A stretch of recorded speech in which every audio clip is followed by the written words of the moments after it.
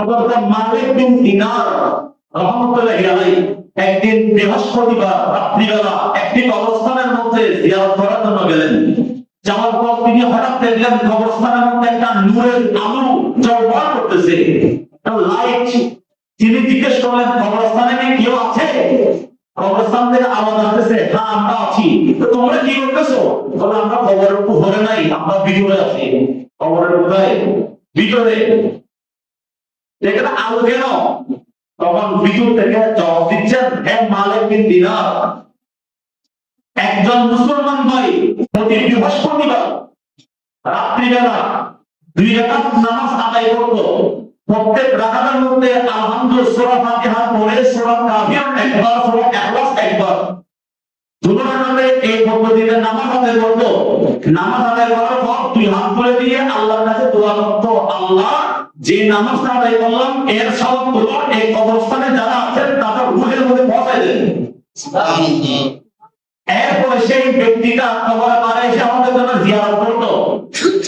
এই ব্যক্তির দোয়ার কারণে যখন তিনি আমাদের জন্য এই সওয়াবগুলো পৌঁছায়, দোয়াগুলো করে, আল্লাহ পাক ফেরেশতার মাধ্যমে সেই সওয়াবগুলো একেবারে কাটতে বেঁধে আমাদের কাছে নিয়ে আসে, বলে দেখো অমুক বান্দা তোমাদের জন্য এই হাদিয়াগুলো পাঠিয়েছে।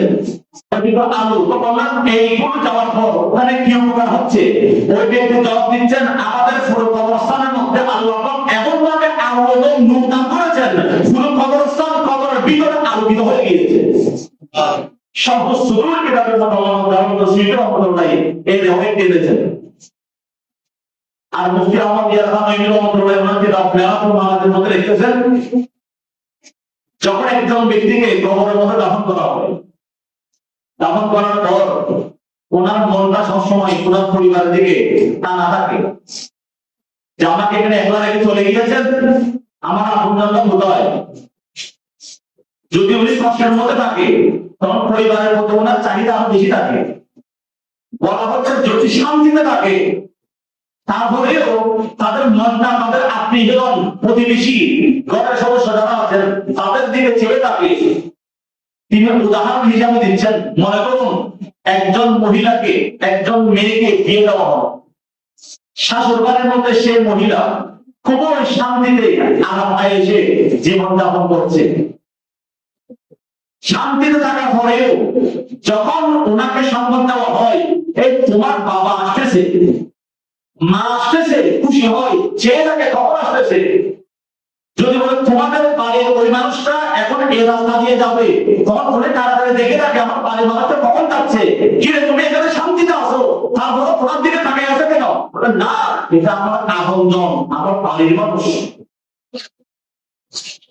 যখন মা বাবা আসে, আপনজনটা আসে, তখন ওই মহিলা শান্তিতে থাকার পরেও, আরামে থাকার পরেও মা বাবা নিয়ে ধরে আমার আপনজন এসেছেন। ঠিক সেভাবে বলা হচ্ছে, যখন একজন মানুষকে কবরের মধ্যে দাফন করা হয়, দাফন করার পর উনি চেয়ে থাকে আমার আপনজনরা আসছে কিনা, আসছে কিনা। যখন ওনার কোনো আত্মীয়স্বজন আপনজন কবরের পাড়ে এসে জিয়ারত করে যখন বলে, এই জিয়ারতের মধ্যে দাঁড়িয়ে যা কিছু বললাম এই সবগুলো এই কবরের রূহের মধ্যে পৌঁছিয়ে দেন।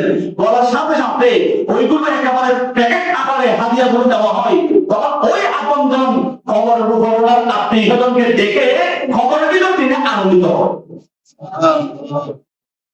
ওইটাও একটা সমাজ। এর মালিক বিন দিনার বলতেছেন, এই ঘটনার পর থেকে আমি আর কোনোদিন এই আমল বাদ দিই নাই। প্রত্যেক বৃহস্পতিবার এই নামাজটা আদায় করার পর আমি কবরস্থানে গিয়ে জিয়ারত করি। অনেকদিন পর্যন্ত এই জিয়ারত চলমান রাখলাম। একদিন দেখলাম সপ্তাহের মধ্যে আমার নবী আমার ঘরের মধ্যে হাজির হয়ে গেল। আমার নবীকে দেখে বললাম, ইয়া রাসূলুল্লাহ আপনি আমার ঘরে? তখন আমার নবী বলতেছেন, হে মালিক বিন দিনার, তোমাকে একটি সুসংবাদ শোনানোর জন্য আমি উপস্থিত হয়েছি। সুসংবাদ কি?